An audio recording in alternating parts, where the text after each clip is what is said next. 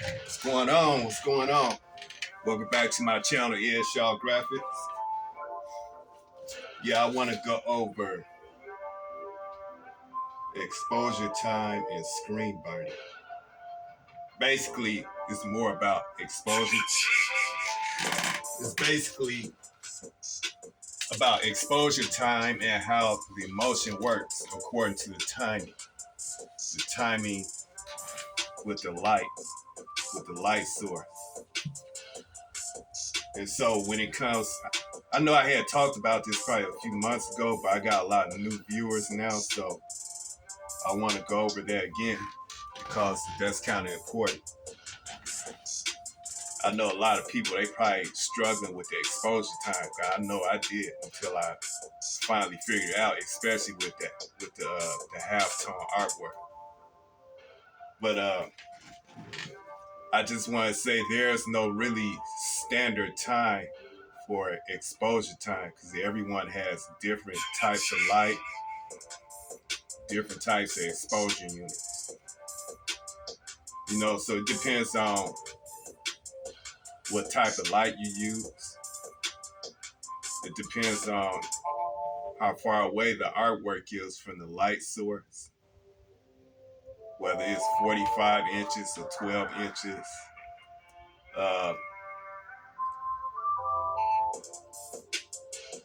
Maybe it depends on the amount of motion that you use.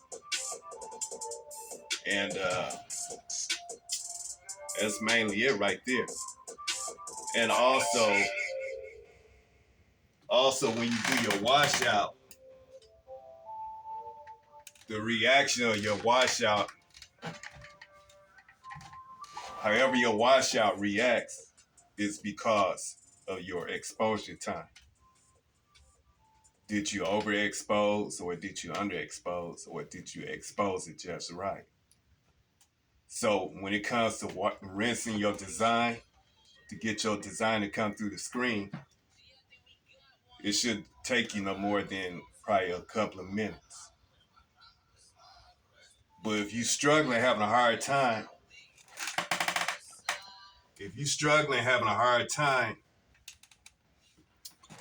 trying to get your artwork to come through, then that means you overexpose.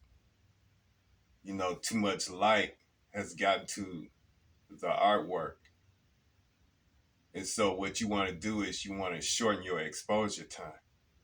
Now, say like if you go to the washout booth, you rinse your screen and your artwork comes through, but you missing a whole lot of detail, then that means you underexpose. Because if you look at your artwork and your artwork might look kind of rough around the edges, then that's a result of underexposed time. And so that's the difference. That's how the emotion will react, depending on your exposure time and everything. Now the type of light that I have just the basic regular fluorescent lights that you might see like in the ceiling. In my ceiling, I have like the 48-inch fluorescent lights. Those are the same exact lights that I use, that I have in my exposure unit. And my exposure unit is pretty big, so it's like over 48 inches long. And the distance between the light and the artwork would be about a little over 12 inches. So it only take me, with that type of light source and the way my light table is made and the brightness of my light, it takes about 17 minutes for my exposure time. Some exposure units, they only take maybe 1 minute or maybe 2 minutes or 3 minutes. So it depends on how your exposure unit is built. Really, it depends on the light, what type of light you use. So that pretty much determines everything. What type of light you use, how much light are you using? That plays a big role in how much exposure time you need for your screen. And That's pretty much it right there. So just always remember, in order to find your exposure time, you gotta kind of play around with the time, because that's how I found my exposure time. I exposed it for 5 minutes at first, and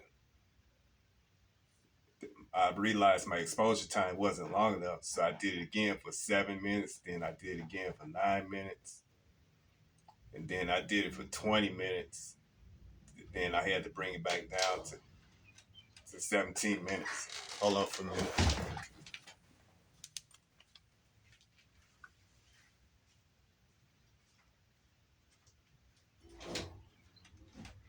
Hey, you need something?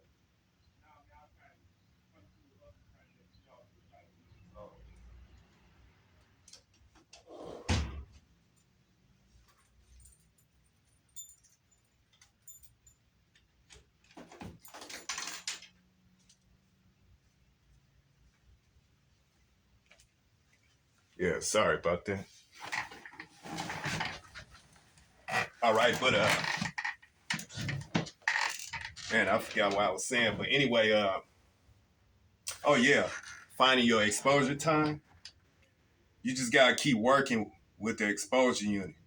If it don't work for 7 minutes, go for 8 minutes. If it don't work for 8 minutes, go for 10 minutes. You just gotta keep doing it over and over until you find that right exposure time. That's what I did with the spot color design, and I also did the same thing with the halftone. And when I did it with the halftone, I realized that the whole time I could have used the same amount of time with the halftone designs, you know, and but that's what you gotta go through. So everyone do not have the exact same exposure time. Everyone has different exposure times. Some people, it might only take 30 seconds. Some might take only 2 minutes. Some might take 5 minutes. Mine just happened to take 17 minutes. So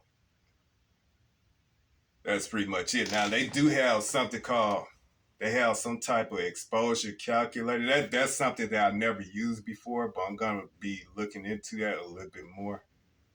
But other than that, that's pretty much it right there. That's how I go about just finding my exposure time, just playing around with the light table until I finally get it, you know. And other than that, that's pretty much it. And just remember that if you struggle and you having a hard time for your design to come through, then that means you overexpose the light. I mean, your artwork to the light. So you have to shorten your exposure time a little bit. But if the image comes off a little bit too easy and then you lose a whole lot of detail, then that means you underexpose. And you need to expose it to the light a little bit more. And that's pretty much it. Hey, if you like the type of information I'm giving out, just keep looking me up on YouTube. Subscribe to your boy channel. You got any comments, any questions, just leave it down in the comment section. Other than that, I'm out here. Yeah, Shaw Graphics.